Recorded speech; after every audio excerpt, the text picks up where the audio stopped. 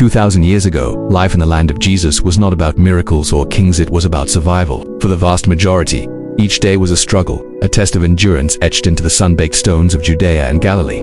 This wasn't a world of grand pronouncements, but of quiet persistence, a world of farmers, fishermen, and artisans, whose lives were far removed from the centers of power, yet whose story is central to understanding one of history's most pivotal moments. Forget the gilded depictions. This is the story of the ordinary people, the ones who walked the same dusty roads as Jesus. Let's step into one of their homes. Most houses were simple one-room structures, built from rough-hewn stones and mud bricks. Families, often large and multi-generational, lived together in these cramped spaces. There was no privacy. A single room served as the kitchen, the bedroom, and the workshop. At night, people would sleep on woven mats laid directly on the hard-packed earth floor. The only light came from a small, smoky olive oil lamp. Windows were just small slits in the wall, designed to keep out the heat rather than let in the view. Sanitation was a constant challenge. There were no sewage systems. Waste was often thrown into the narrow streets, creating a breeding ground for disease. Water had to be fetched daily from a communal well or cistern, a laborious task usually carried out by women and children. This was a life lived in close quarters, where the boundaries between family and community were blurred. Just as their homes were simple, so was their diet. The daily meal was not a feast, but a means of sustenance. Bread was the absolute staple, the staff of life. It was typically a coarse, dense flatbread made from barley or wheat, ground by hand using a stone quern, a physically demanding daily chore for women. Alongside bread, olives and olive oil were essential, providing vital fats and calories. A typical meal might consist of bread dipped in olive oil, a handful of lentils or beans cooked into a stew, and some seasonal fruit like figs or grapes. Fish was common, especially for those living near the Sea of Galilee, often salted and dried to preserve it. Meat was a rare luxury, reserved for special occasions or religious festivals. Water was the primary drink, but it was often unsafe. As a result, watered-down wine was consumed by everyone, including children, as the alcohol helped kill harmful bacteria. For many, hunger was a constant companion. A poor harvest or a drought could mean the difference between life and death. The prayer for daily bread was not a metaphor. It was a desperate, literal plea. Life was defined by work, and work was defined by the rhythm of the seasons. The vast majority of people were farmers, tied to the land they often didn't own. They were tenant farmers or day laborers, working from sunrise to sunset under a relentless sun. They plowed the rocky soil with simple wooden plows pulled by oxen, sowed seeds by hand, and harvested their crops with sickles. It was backbreaking, repetitive labor. Near the Sea of Galilee, fishing was a major occupation. Fishermen like Peter and Andrew would spend their nights on the water, casting and mending their heavy nets, hoping for a catch to feed their families and sell at the market. In the towns and villages you would find artisans, carpenters like Joseph, Jesus' earthly father, worked with basic tools to make plows, doors, and furniture. Potters shaped clay into essential vessels for storing water, oil, and grain. Weavers, tanners, and stonemasons all played their part in the local economy. Wages were incredibly low, barely enough to survive. A day laborer might earn a single denarius for a full day's work, just enough to buy food for his family for that day. There was no safety net, no savings. An illness or an injury could plunge a family into destitution. Looming over this life of toil was the shadow of Rome. Judea was an occupied territory, and the Roman presence was felt everywhere. Roman soldiers patrolled the roads and cities, a constant and intimidating reminder of who was in control. Their authority was absolute and often brutal, but for the common person, the most crushing burden of Roman rule was taxation.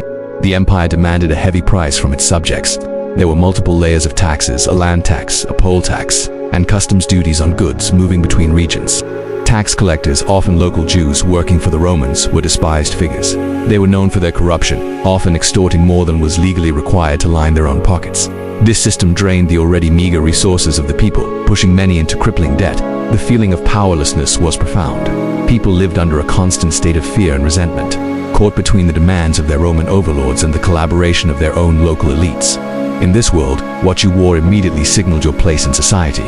The common person's clothing was simple and practical, made from coarse wool or linen. Men wore a knee-length sleeveless tunic with a belt or sash at the waist. Over this they might wear a larger outer robe or cloak, which also served as a blanket at night. Women wore a similar long tunic that reached their ankles.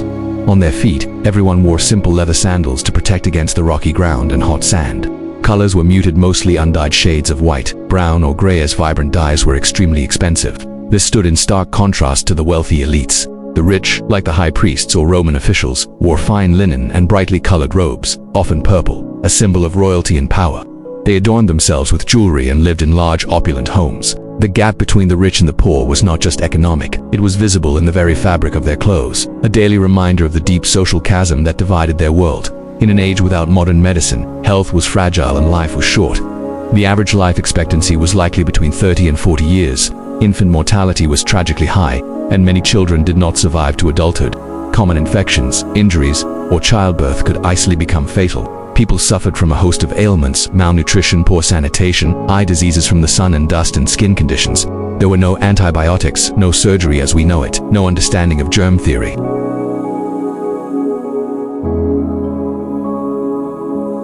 Sickness was often seen as a punishment from God or the work of demonic spirits.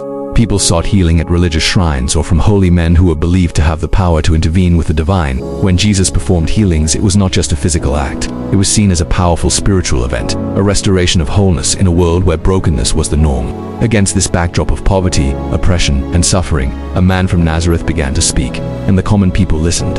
Why did Jesus' message resonate so deeply with them? Historically, it wasn't just about the promise of an afterlife. It was about the promise of a better life, here and now. To the poor and indebted, he spoke of a kingdom of God where the last would be first. In a society rigidly divided by class, he ate with outcasts and treated women with respect. His teachings, like the Beatitudes, "Blessed are the poor in spirit, blessed are those who mourn," directly addressed their reality. He condemned the hypocrisy of the powerful religious elites who burdened the people while living in luxury. For those crushed by Roman rule and endless debt, his message offered a radical sense of hope, a vision of justice, and a community where they were valued not for their wealth or status, but simply for who they were. He spoke their language and understood their struggles. Understanding the daily grind of life 2,000 years ago is not just a historical exercise. It illuminates the very soil in which Christianity took root. The world of Jesus was not a storybook. It was a harsh reality of survival. It was a world of desperate people, yearning for hope, for justice, for a sign that they had not been forgotten. And understanding this helps us understand why his message of a kingdom for the poor and the broken was not just revolutionary, it was everything. It changed their world, and in doing so, it changed history forever. Thanks for watching.